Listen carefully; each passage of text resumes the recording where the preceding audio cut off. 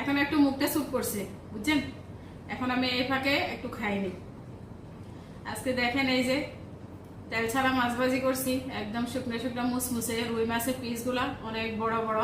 এই দেশে আমি বাংলাদেশের রুই মাছ বা কাতলা মাছ, কার্পু মাছ, ইলিশ মাছ এগুলো ছাড়া এই দেশের সাগরে যে ওমানি মাছগুলো সেই মাছগুলো আমি খেতে পারি না, কারণ সেই মাছগুলো তো অনেক বেশি কাটা থাকে, সেই জন্য খেতে পারি না। বাংলাদেশের মাছগুলাই খাই।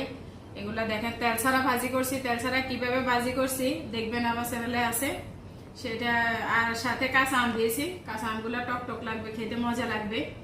তারপরে এখানে এই যে সসিন্দা আছে না, সসিন্দা, বাংলাদেশের সসিন্দা দিয়ে ডাল দিয়ে রান্না করেছি। এদেশে পাওয়া যায়, আগে পাওয়া যেত না, এখন সবকিছু পাওয়া যায়। মানুষের কিসমত, বাংলাদেশিরাই করে।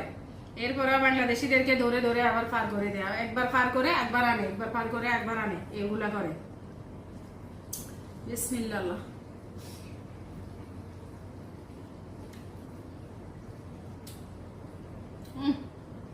স্বাদ হয়েছে।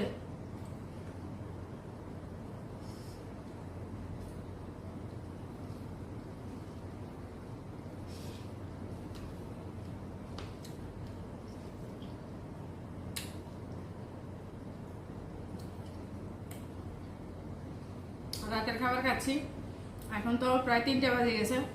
আমরা খেতে খেতে অনেক রাত হয়ে যায়।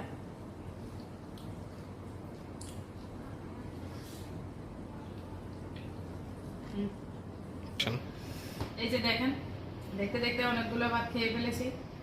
ডায়াবেটিস তো বেশি খেতে পারি না, কম কম করে খাই।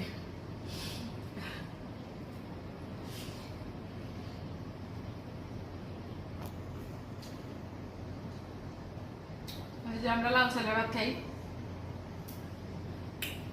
লাল চাল দেখুন,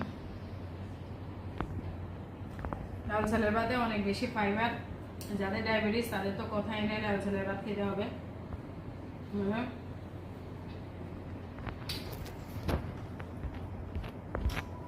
মনসা বাংলাদেশের একটু রনমরিচ খাই, মায়ের হাতের খাবার খাই, বোনের হাতের খাবার খাই।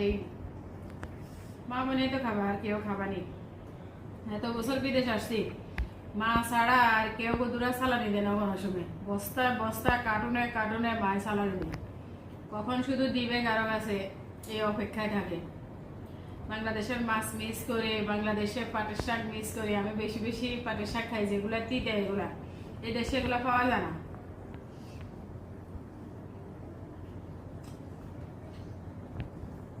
যারা দেশে আছে তারা তো সবসময় খায়, তারা আমাদের কদর বুঝে না।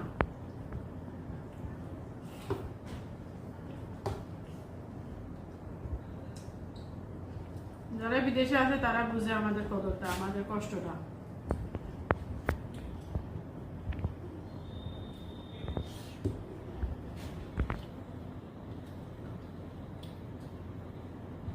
আর খাবো না, এখন একটা কলা খাবো।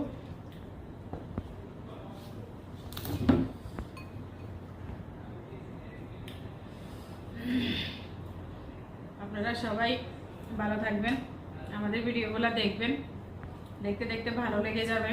যদিও ভালো না লাগে তারপরেও দেখবেন, শত্রু হলেও দেখবেন। মাঝে মাঝে একটু শেয়ার করি। বসে থেকে কি করব বলেন, একা একা বসে থেকে কি করব? আমাদের চ্যানেলটা সাবস্ক্রাইব করবেন।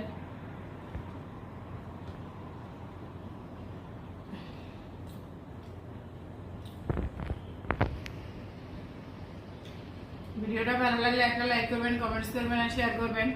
আপনারা সবাই ভালো থাকবেন, সুস্থ থাকবেন। আল্লাহ হাফেজ।